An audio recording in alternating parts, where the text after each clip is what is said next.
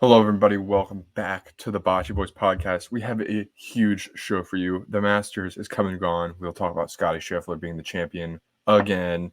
We have an entire NBA playoff preview to get to, as well as a little bit of NHL playoff talk. And Devonta Smith got extended. A lot to get to. Show starts right now.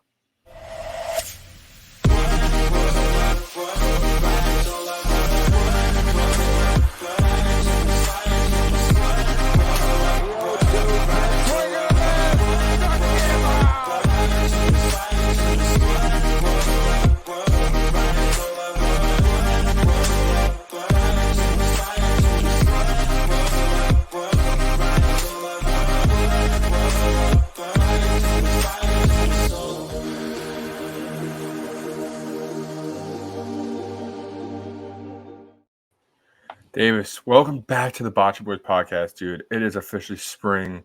The weather's getting warmer. The Masters is come and gone. How are we feeling? You know, Ethan, so many people made so many great picks. Not this guy. Scottie Scheffler just did it again. I mean, good for him. He's the best player in the world, and he won. And he talked his talk and walked his walk. I mean, you know what I mean? He now has 2 green jackets under his belt, and the Tiger-ish run has officially begun, I think. I don't know, though. I don't know. I saw something today that Tiger had 7 major championships by the time he turned 27, and Scheffler has only 2, and he is 27 right now. So Correct. I'm just saying. Correct. But the Tiger run, when it comes to like there Like being pure an dominance. overwhelming favorite in a major, is pretty For sure. unheard of. You know what I mean? Yes. So I mean, very impressive to say the least. Yeah, and Scottie Scheffler is the first pre-tournament favorite to win the tournament, to win a major tournament since I think 2005, I believe, and that I think was Tiger. So Yeah, there are similarities for sure. But Scottie puts the green jacket on again. I mean, it must be tough for John Rahm to have the weekend he did, and then have to stay that whole Sunday and then give him the jacket. Tough scenes for John Rahm. But Davis, I want to talk about something with the Masters. Speaking of Tiger, he finished 15 over. How are we feeling on the state of Tiger Woods' career? I think you just have to be kind of happy he played 4 rounds. I mean, I'm not even trying to say that in a funny way. Like I'm serious. Like he kind of looked like he was struggling on that first day, and he looked like he was struggling on Saturday big time. But he pushed through, even though he made the cut and came in last for all the guys that played the weekend. He still got his $40,000 paycheck and went home. He probably already spent that money, but you know, good for him. I'm not saying the Tiger Woods is back, but Tiger Woods is back, and that's awesome. It's great to watch him. Yeah, and I mean, he was really out there to break that consecutive cut-made streak that was tied between him, Gary Player, and I think Fred Couples. Yeah. And he made 24 consecutive cuts at Augusta National at the Masters tournament, which is the new record. And we were talking about this on our trek to Penn State this weekend, Davis, but I think that is a W for Tiger, right? 100%. It's a W. I mean, just, you know, obviously we saw the success of him, you know, on a wild 10 to 15 year stretch there. But I mean, playing 25 great years of golf in a row is very difficult to do. I mean, we're seeing it when it comes to, I'm not trying to compare it, but we're seeing it when it comes to the LeBron, Michael, Jordan debate, like who's the GOAT. I mean, you're seeing numbers out of LeBron James. I'm just kind of playing some numbers here. LeBron James is putting up a stat line in his 21st year in the NBA that guys have never done before, even in their 10th year in the NBA. You know what I mean? So the longevity is just something that is really unbelievable, especially what this guy Tiger Woods has been through on and off the course. He basically is playing with one leg, no back, and is still fighting allegations, I think, to this day, and has some haters because of it. But, you know, the Tiger fans like myself, we love him to death. And, you know, I watched the Masters for Sunday Red. I just want to see the Sunday Red out there. Yeah. We definitely watch Tiger for the nostalgia now. 2019 was definitely a miracle, one time only kind of thing. Who knows what magic Tiger has left in his bag, but I don't know. Let's get to the rest of the Masters. I want to hear your closing thoughts on the weekend. Anybody that surprised you or was very underwhelming? Because I think Rory McIlroy was very underwhelming. Very underwhelming. I'm going to have to go with Liv. being very underwhelming. Okay. We saw a lot of guys out there that we thought could have a chance at making a push, and not at all. I mean, we saw. Yeah. I know Bryson was up there on the first day. I don't know about yourself, but I think everybody was like, he'll fade. And he did on Sunday. He faded big time on Sunday. He sure did. Epcup was terrible. Rahm was terrible. Tyrrell Hatton wasn't very good. The guy who stood out the most, really, other than Bryson on the Live Tour, was Cam Smith, and he played Yeah. pretty well. But He was top 10. Yeah. he was top 10. Yeah. So, I mean, you have to applaud that a little bit, but I'm not saying Live is the reason these guys weren't playing well. But I think it just shows everything comes back to Scottie Scheffler is the greatest golfer on the planet right now. Yeah, I mean, it's not even close. And then I also just kind of wanted to give you the opportunity to defend your Brian Harmon take. Shout out Steve Rolvath. Yeah. Never picking a lefty ever again. I've had my hatred towards Phil Mickelson for years. My father only taught me like 3 things in life. I don't know what the first 2 are, but I know the last one is you do not like Phil Mickelson. You absolutely That makes sense. Mickelson. So Yeah, you I've never taught you been the a Phil, basics. I've never been a Phil Mickelson guy. But I mean, he made the cut too, so good for him. But Yeah, he did. He did. Absolutely never picking a lefty ever again in my entire life. Yeah, I don't blame you. Lefties in golf are an enigma in and of themselves. It's like Bubba Watson, and that's it. Yeah, that's about. We don't don't talk forget about about Phil Larry. Mickelson. Don't forget about Larry Mize. But no, I'm just kidding. Yeah, Who?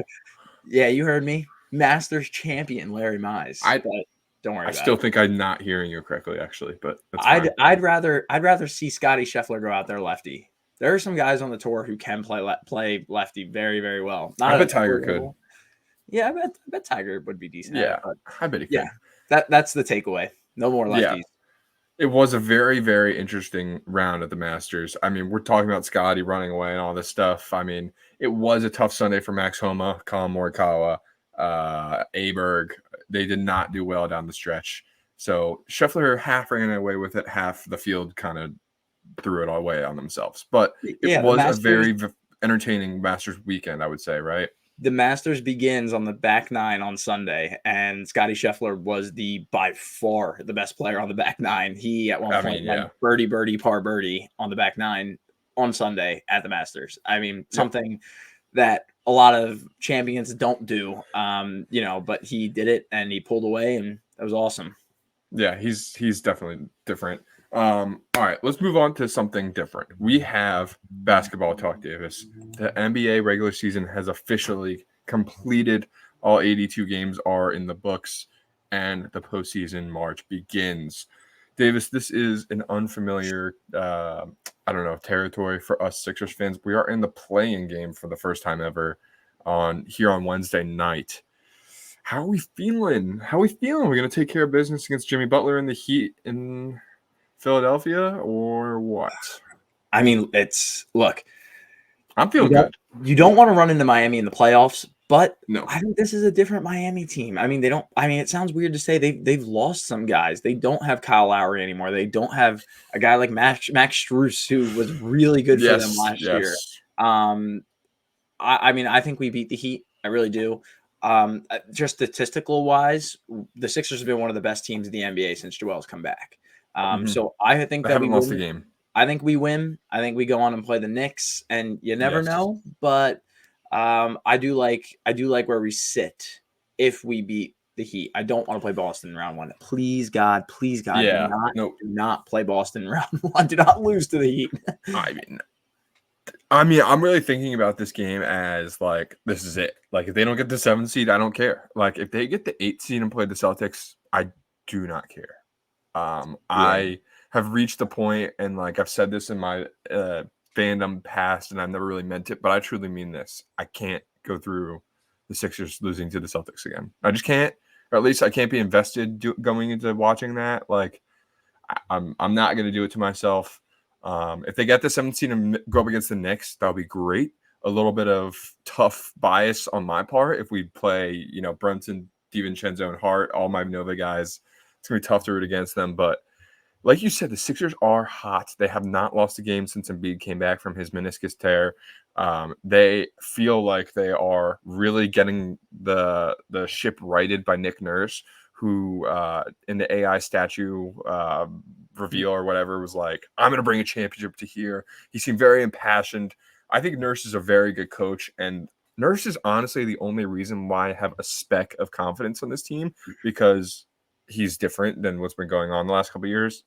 But Davis, a Sixers matchup with the Knicks in round one does not smell good. I think they could win that, but it would be bloody and it will be tough. I think it would be tough, but you kind of have to remember. I know they've been a great team. They're the 2 seed. I mean, they surprised all this year, which was really cool. But they don't have Julius Randle. Like, they are also a superstar down. Yes, Julius Randle, in my opinion, was a superstar when he was still playing, especially when you're going against Joel Embiid. Points. Yes, so I mean, we definitely have somewhat of an advantage there. But Joel Embiid could trip and fall on his way to the stadium and miss the rest of his career. Like, I'm worried. Like, that is what I'm worried about. That was me. I'm not worried about the Knicks. I'm worried about Joel Embiid more than anything. Yeah. I mean, I could not agree more. If they beat the Heat and play the Knicks round one and beat the Knicks, I'm still going to be like, I don't know. I'm not fully in yet, but this is a Sixers team, Davis, that I think can surprise people. I think Tyrese Maxey has taken another step this year. I think I think Embiid was going to win the MVP back-to-back had he not gotten hurt. He was that good first half of the year. Like, he really, really was. Yeah. And then I think Kyle Lowry just adds something different to this team. They really have been somewhat solid since they signed him. You know, they definitely lost some terrible games, and he's definitely not a stat sheet stuffer like he used to be. But the dude is a leader. He knows Nick Nurse's offense. He knows how to, live and operate in Philadelphia, the city he grew up in. And like he and guys like Buddy Hield are just the little things that the Sixers team has missed this last couple of years. So there's signs, but I'm not jumping fully on the bandwagon yet.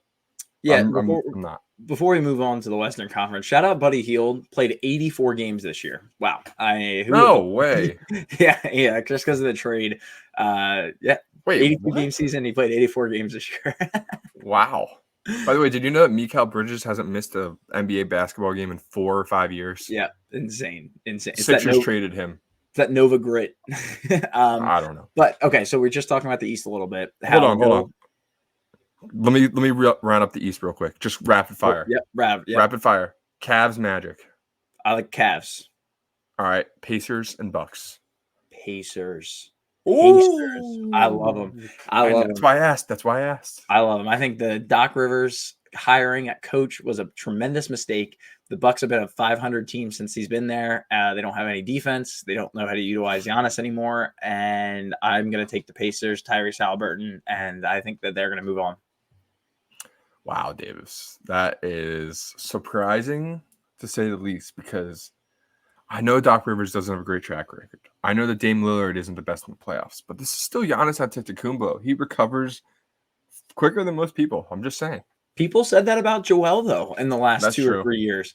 But then what does it always end up being? Oh, you're right. Doc blew it. It's not, you know what I mean? It's you're right. I didn't think about that. That's what people have been saying for years now. So I'm still off the bandwagon. I don't think it's a Philly thing. I don't think it was a Philly thing. I think it was a Doc Rivers thing. Not completely, obviously.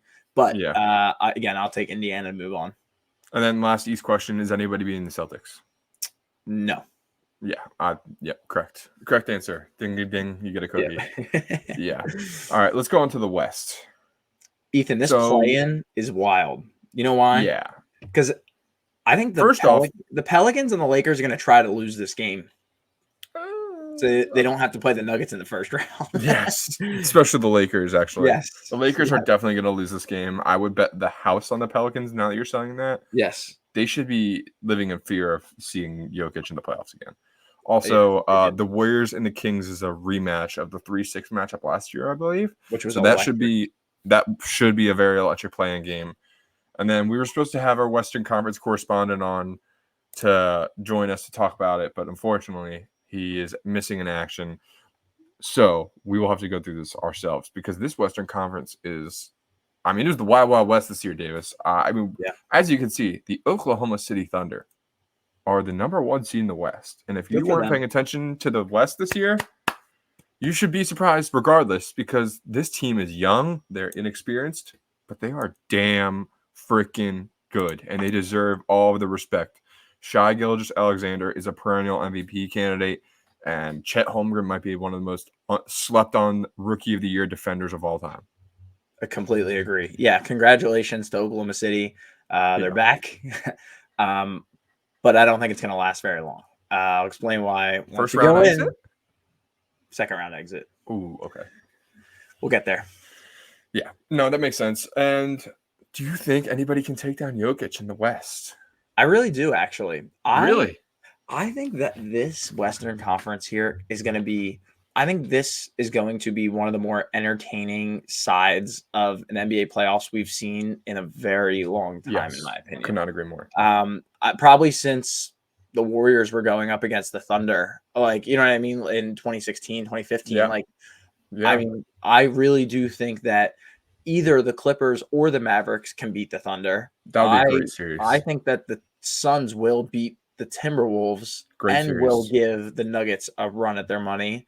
I think this is going to be very, very interesting. I am going to tell you right now, Ethan, that right now I have the Denver Nuggets getting through, but I don't think it's going to be easy whatsoever. Yeah. It's not going to be anything compared to what the Celtics are going to have to go through.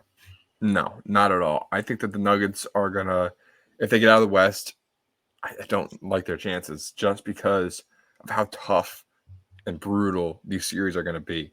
Like you said, the Pelicans or the Lakers in that 7 seed, that is not an easy task. I still think they take care of business, but then you got to possibly play the 3-6 matchup, the Suns, T-Wolves, like you said. Yep. My God. I don't want to play either of them. A duo of Jokic versus, Gobert and Towns would be very interesting. Very, very interesting. I think that could be a very bad matchup for them. But also, the Timberwolves got to beat the Suns first. So we got some ways to go, Davis. I think these playoffs could be, they're not very entertaining and sexy matchups that are probably easily marketable, but I think we're going to get some really good basketball out of these games. I completely agree. And to be honest with you, Ethan, I've been saying it kind of as a joke, but it's so true. I haven't watched a dribble of the NBA in a long time. Since the conference tournaments in early March of college basketball, I will be dialed into some of these Western Conference games and matchups 100%. Of course. And they start tomorrow night. I've never done the play-in as a fan before. It's bullshit that they make the West play the second half of Sunday, and then they make them play on Tuesday. That's what I was thinking. The same thing. I was thinking the same thing yesterday. I mean, it's a 2-hour difference and it's a day difference when they're actually playing. But I was like, what the hell? I agree, though. I do agree. It's just bizarro NBA scheduling for no reason. So whatever. But Davis, right now, before we leave this NBA talk, I want your champion and your conference champions. Oh boy. Ethan, as I said, just for the meantime, and it might change. We'll see maybe after the play in a little bit, but I am going to go with a Nuggets Celtics NBA Finals, and I am going to take the Boston Celtics over the Denver Nuggets. You can actually find that exacta right now on DraftKings at plus 550. I might sprinkle something on it, but Celtics Nuggets. I'm gonna be chalky. I was an idiot, and I haven't been very chalky recently because I want the sexy pick. But what did I do? I picked UConn to lose in the Sweet 16. I picked Scottie Scheffler to lose. I'm missing everything, Ethan. This is the year of chalk. 2024 is the year of chalk. All right, this is chalk here. Put in a Super Bowl future for the Chiefs while you're at it. Might as well, right? I mean, I don't even know if that's going to be true. I don't know. We'll see. We'll talk a lot of NFL next week. Draft. Yeah, we'll get into that. Yeah, we got some time. What about you, Ethan? I got the Celtics over the Clippers. I think the Clippers are going to come out of the West. I didn't just prepare this answer because of our possible guest that was supposed to be on. I do like the Clippers. I think that team is very deep, and I know that Kawhi is having some knee injuries issues right now, and that apparently his knee is a little bit inflamed, which isn't great. But same. Whose knee isn't inflamed right now? Come on. But I mean, I think Kawhi and the Clippers could be spelling a lot of trouble in the playoffs if they get the right matchups. That rotation could be dangerous, my friend. Very dangerous. you are looking on the wrong side of you're looking at an underdog in the first round, That's a technically. pick 'em. It's a pick 'em. Technically, No, it is. you're the underdog. Not But not technically. It is. no, Right? no, minus 150. Dallas minus 115. Yes, Oh, there's they have no to be the plus, same thing. yes, Gotcha. there's no Gotcha. plus number, but Gotcha. I actually agree with you. I do think the Clippers come on top, but on top in this series. Oh, But okay. I think Gotcha. either way, the Thunder will lose to whoever wins this series. I think whoever wins this series will go to the Elite Eight. Right. Elite Eight? Final Four? Final Four. No, they should. Yeah. That really threw me off. Yeah, no, the conference semifinals is what you mean. The Final Four. Of the conference? No. They will go to. No. It's not about the conference. If they win the first round, they go to the conference semifinals. The Elite Eight, correct. And they will win No. that. They will win the Elite Eight series to go to the Final Four. The conference finals. The Final Four. Which is going to be where, Ethan? 4 games in Denver, 3 games in LA. That's No, it's headed back to Glendale, Arizona. To the Phoenix Suns. Come on. Whoa. I like where your mind's at, though. Yeah, the big three like the start of the league. All right, baby. I am excited for NBA playoffs, but it really sucks that the Sixers aren't playing a game. I don't like the feeling of like if they lose, they have to play another game against like the freaking Bulls or the Hawks to get the 8 seed, and I'm like, that just feels disgusting to even be in this position. But it does. Shit feel happens. Weird. And let's be honest. I mean, there are really only 8 good teams in the East. Yeah, and there were 11 good teams in the West. So yes. The team that got left out is the Rockets. So yeah, they are good. Like the Rockets are much better than either of these teams in the East. So I mean, this is where my rule change, Ethan. I don't know how you're gonna like this. I've thought about this before, and every time it comes up as a rule change on NBA 2K, I always do it.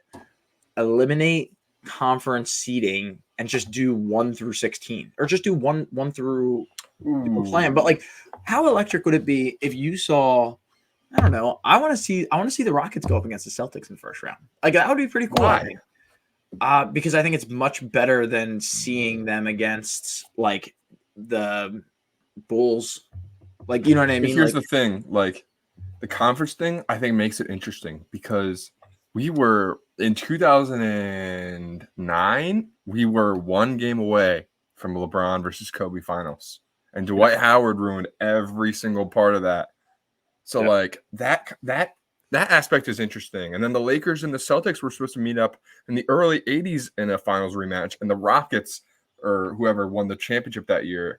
So like you never know, man. That I think is what takes the element into it, just because it's like you want these rematches. And it's the only sport that gives you two. Devil's advocate would say, well, then why wouldn't I want to do that in any other sport? I don't know. For some reason, the NBA just feels it doesn't different. happen. I mean, the NBA feels different because divisions mean nothing in the NBA, which 100%. I also hate. I wish the top division winners were automatically seeds 1, 2, and 3. You know what I mean? Like I would rather it be like that, because then the Timberwolves wouldn't have gotten a 3 seed, and the Mavericks would have gotten a 3 seed if that were the case. Yeah, but like I like that it's by record, just because like it puts these teams sometimes in an unfair position where like the Kings outplayed themselves in their potential last year, and they were a higher seed and they ended up losing first round, and they got that home court advantage. So like you know what I mean? It can play both sides, but I don't know. I think that would be interesting. Like Celtics Rockets round 1 this year. That'd be pretty electric, actually. It would, because Ime was the Celtics coach, and you could have even gotten like a Celtics Lakers first round matchup this year. You could see that would be interesting. That would be interesting, bringing in the cross conference rivals into. And then you just see finals. Like you're gonna see, what in my opinion, better NBA finals, because there are much better teams in the West right now, and there have been for many years. Obviously the most recent teams in the East. What? I'm on this. I'm on board. I'm on board. All right. I'm halfway there. Let's call Adam after. Yeah. We'll call Adam. We'll talk to Adam S after this. Our buddy Adam. We'll talk to him. We'll figure it out. All right, football. Yeah, Something a little happened. football. Something happened. Something did happen. Our boy Devonta Smith was extended. Not only was he extended, sorry, he had his 5th-year option picked up, which adds another year onto this possible extension. So he's under contract in Philadelphia through the 2028 season. And then Davis, this little blurb at the top that I thought was very important to throw in. This is what the Eagles do. They're proactive, and they recognize that Justin Jefferson, CeeDee Lamb, Jamar Chase, Brandon Ayuk, T. Higgins, Amon-Ra St. Brown, and others are due for huge wide receiver contracts. They move quickly and get this deal done with Devontae before the market explodes. Another top-tier GM move from Howie Roseman. This is why he's the GOAT. I mean, I love the numbers on this deal. I'm not a lawyer. I'm not an agent, but this looks really good to me. It looks team-friendly, and it looks like that Devonta Smith and A.J. Brown are still the best receiver duo in the NFL. Yeah. You like that little hot take? You tried to get me a little bit there. Mm-hmm. But yes, the ingenious nature of Howie Roseman playing my GM behind his Xbox controller is just brilliant. Yep. Like, I mean, knowing, and it sounds obvious, like this is your full-time job, like this is what you do. But Yeah. sometimes it does get a little frustrating where it's like, well, why are some of these quarterbacks getting so much money? It's like, well, there's no one in free agency. That's why they're getting that much money. Like he's looking in the future and seeing, hey, these wide receivers are going to get big, big money. Yep. Sorry, Devonta Smith, but CeeDee Lamb and Justin Jefferson and Jamar Chase are all better than you. That's not breaking news. Probably too. But now you're on a teamish friendly deal. I mean, it wasn't fully guaranteed. Like a lot of these wide receivers will probably get a really big guarantee out of this. Devonta Smith is only $51 million, so I think this is a great move. And the Eagles are setting themselves up for success, unlike the Sixers. No, they really are. I love this move. Howie just keeps locking up all of his guys. I don't know what skill position dudes that aren't locked up by now. He's done a very good job of getting anyone and who didn't need it under contract. Correct. All right, Davis, let's go to the other side of the Philadelphia sports complex, the Fly Guys. It is very ugly right now. It's very ugly right now. I'm going to let you intro the Flyers because you're the bigger Flyer fan than I am. It's been disappointing, Ethan. Went on a 7-game losing streak. And who does the losing streak end to? The New York Rangers, one of the best teams in all of hockey right now. So the Flyers went from being, we might be a playoff lock. We might be the 3 seed in the Met to now, we're fighting for the last wildcard spot. And we're fighting it against 3 teams, not just one. We're fighting against 3 teams that are a little scary. Maybe not the one in the middle, but they all are a little bit scary in my opinion. Ethan, this might come down to like literally the last game, which unfortunately all these teams, they don't play the last game on the last day. But as of right now, we're seeing the Detroit Red Wings, who they were supposed to win today against the Canadiens. They're now losing 4-2. They're at home against the Canadiens right now. They're going to Montreal on Wednesday. So if for any reason the Red Wings can stick at 87 wins, that would be phenomenal. I highly doubt it. I bet you they get to 88, maybe 89. Ethan, we play the Capitals tomorrow. You see them sitting there at number 2. You see them sitting there. That's such a big game. I mean, it's such a big game. So, I mean, obviously it's a must win, but we need the Capitals. The Capitals currently are actually beating the Bruins 1-0, 10 minutes left in the third period. If we can sneak out a Bruins win today, that would be clutch. The Penguins are officially winning, but we can still overtake the Penguins. If we win tomorrow, we'll get to 89 wins. If the Penguins win today, they'll be the 88. And then if the Penguins lose against the Islanders on Wednesday, there's a chance. That's all I'm saying. There's a chance. But what I'm hearing is that the Flyers do not control their own destiny. Not really. No, we need some things to happen, but they are happening like as we speak. The biggest thing, in my opinion, was the Red Wings needed to lose tonight. I think the next 10 minutes left in the third period. The next biggest thing is we need the Capitals to lose. So at least if we can get one of these, there's a chance. That's all I'm saying. Yes. I would love to watch the Broad Street Bullies play in the playoffs this year. I mean, my dad is a huge hockey fan, and he is so upset that they shit the bed at the end of this year. Like, it stinks to see them lose 8 straight when they were in such a good spot, and It sucks because they are the youngest team in the league with the most goals. I don't know if that makes sense. They have the most goals by rookies in the NHL. Yes. They are very young. They are very on the cusp of success, not greatness, but success.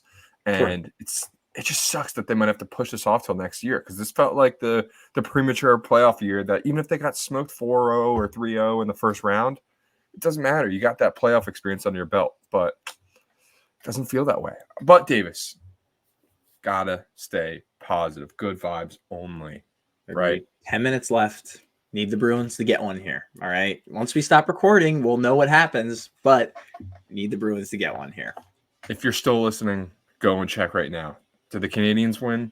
And did the Bruins beat the Capitals? Those are the two important things because if so, the Flyers are alive, baby. They're still alive. Shout out Terry. Right? Shout out Terry. Love it. Shout out Terry. Love it. All right, Davis. I think that is it for the show. A little bit of a shorter one today. Guys, thank you for continuing to share, continuing to like, continue to subscribe. There's only a couple of you doing it, but we see you. We appreciate it. We appreciate all the comments, all the shares, all that stuff. You guys are the best. Keep doing it. Keep supporting the boys. Bachi boys are out. See you later.